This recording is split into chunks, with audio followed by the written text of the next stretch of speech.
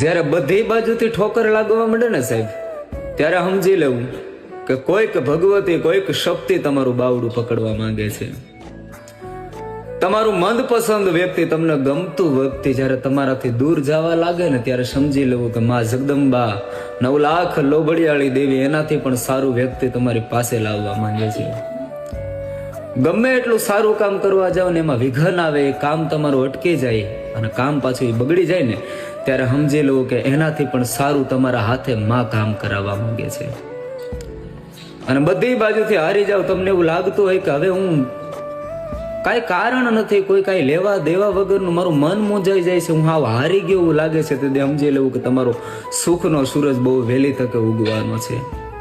મા જગદંબા કાંઈક કરે છે, મારી ભગવતી મેલડી, કુળદેવી ચામુંડા, મારી મહાકાલી કાંઈક કરે છે, તો એની પાછળ કાંઈક કારણ હશે સાહેબ. નબળો દાડો આવે ને તેથી એકવાર માથું ઝુકાવજો સાહેબ. એ ઝુકેલા માથાને બીજે ઝૂકવા દે તો કંડિયાની કાળી નાગડીને ખોટ બેસી જાય બાપ.